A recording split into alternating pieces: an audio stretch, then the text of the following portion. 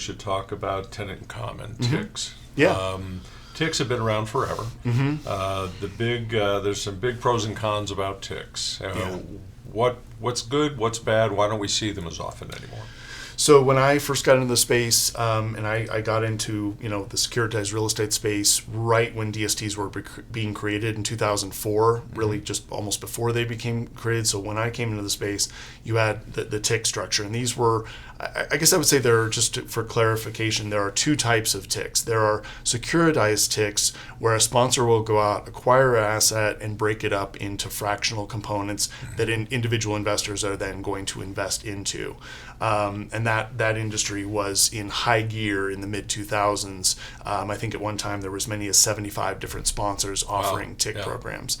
There are also TICs that a few family members or business associates may create, where they buy a building and then they set up a tenancy in common where they each have a fractional ownership of it. And that there's nothing wrong with that structure. Sure. As I said, it is probably the easiest to handle as far as liquidity and dissolving it.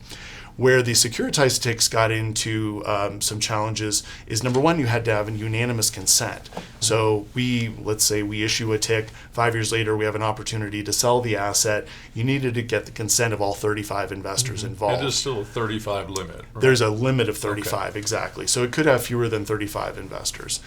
Secondly, because you can only have 35 investors per program, the minimums per investor got higher and higher as these deals got larger and larger.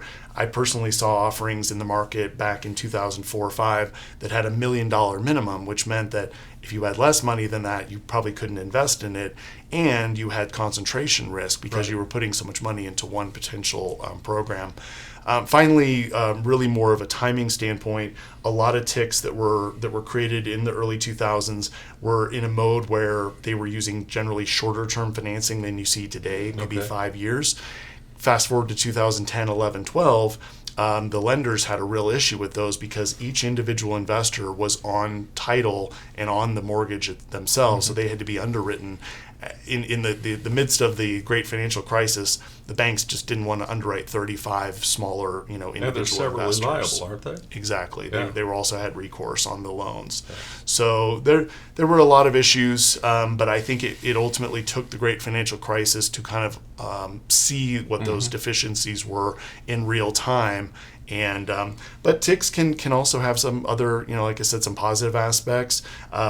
You can have capital calls where you could ask the investors for more money if the property needed it. That's good for the TIC. It could be good for the TIC, not necessarily for the individual investors. Yeah. So can you have a TIC that does not have the several liability on the loans? Not that I've seen. Okay. I think ultimately it would depend on the lender. If the lender felt that the asset and the sponsor of the TIC was substantial enough that they may not require that level of recourse. Okay. But suffice it to say, in today's world, I think the lenders are at a point where they want to have people to have skin in the game. Well, without naming names, there was a huge building project going in Chicago, and it's in a TIC structure. And so what we've seen is, TICs may be great. They may be the perfect solution for a lot of people, but we run into people who are thinking of getting into them, and they're not sufficiently sophisticated to understand the risks you talked about, the unanimous consent needed to do pretty much anything, the several liability, the potential for capital calls, and that sort of thing. And but the promises they can make, is that, hey, put all the money in and then we're going to give you a tax-free return of capital in a couple of years. That's one of the things we run into a lot. And people feel like, hey, this is great. I'm going to get a 1031. I'm going to get my cash to work with, and there's no risk. There's no problems. No such thing as no risk. Yeah. I kind of liken it to a school bus with 35 steering wheels. Ultimately, you need to have, as much as people oftentimes don't want to relinquish control of their investments. They want to be in control of them, but in a kind of, again, a securitized TIC structure, ultimately you're putting your money in with as many as 34 other investors whom you don't know and you have no relation to. And I actually did see a long time ago at my previous firm a sale of an asset that was held up by literally one or two rogue investors. So maybe not the best structure to own. Yeah.